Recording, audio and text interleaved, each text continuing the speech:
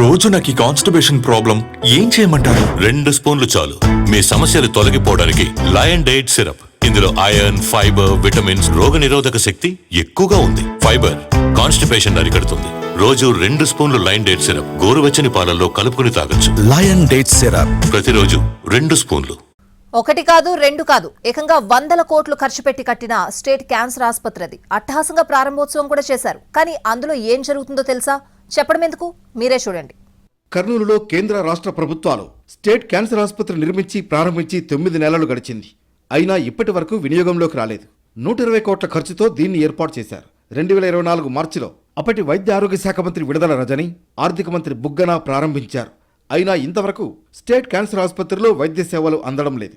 సిబ్బందితో పాటు కొన్ని మౌలిక సదుపాయాలు కల్పిస్తే వైద్య సేవలు అందించే అవకాశం ఉంది. కానీ ఆ దిశగా ఎలాంటి ప్రయత్నం జరగడం లేదు. ఎన్నికలు సమీపిస్తున్న తరుణంలో అప్పటి ఆర్థిక శాఖ మంత్రి బుగ్గన రాజేంద్రనాథ్ రెడ్డి గారు క్యాన్సర్ హాస్పిటల్ ప్రారంభిస్తున్నామని చెప్పేసి ప్రారంభించారు. కానీ ఇప్పటి వరకు ఇక్కడ వైద్య సేవలు అందట్లేదు. ఒక పేషెంట్ను కూడా అడ్మిట్ చేసుకొని ట్రీట్మెంట్ చేసినటువంటి పరిస్థితి ఇక్కడ లేదు.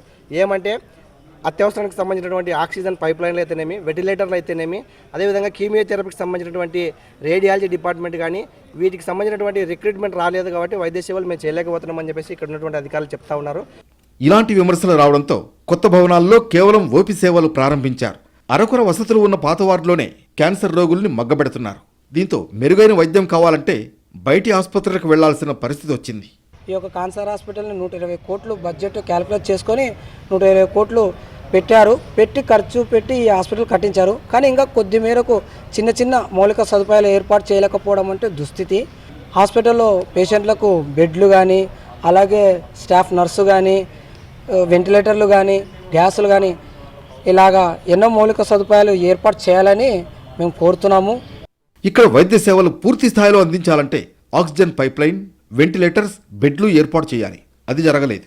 ఎలక్ట్రికల్ విభాగానికి 32 కోట్లు ఖర్చు చేసినా బిల్లులు ఇంకా పెండింగ్ ఉండడంతో కాంట్రాక్టర్ మధ్యలోనే పనులు ఆపేశాడు.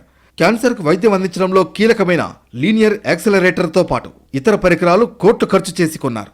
కానీ చిన్న చిన్న పనులు పెండింగ్లో ఉండడంతో వినియోగంలోకి రాలేదు.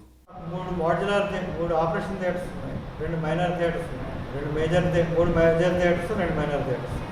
వీటిలో ఆక్సిజన్ పైప్ లైన్ వర్క్, తర్వాత సక్షన్ ఇవన్నీ స్టార్ట్ చేయగానే మేము అవి కూడా స్టార్ట్ చేస్తామండి. మాకు ఆల్రెడీ గవర్నమెంట్ ఒకటే ఎక్విప్మెంట్ పంపిస్తాం. ప్రభుత్వం కాస్త చొరవ చూపితే ఆసుపత్రిలో సేవలు ప్రారంభం కావడంతో పాటు ఎంతో మంది క్యాన్సర్ పేషెంట్లకు ప్రాణం పోసినట్లవుతుంది.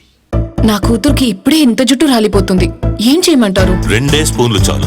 Lion diet syrup. ఇందులో ఐరన్, ఫైబర్, విటమిన్స్, ముఖ్యంగా రోగనిరోధక శక్తి ఎక్కువగా ఉంది. ఐరన్ పోషకాలు జుట్టు రాలడాన్ని అరికడుతుంది. రోజు 2 స్పూన్లు లయన్ డైట్ సిరప్ గోరువెచ్చని పాలల్లో కలుపుకుని తాగొచ్చు.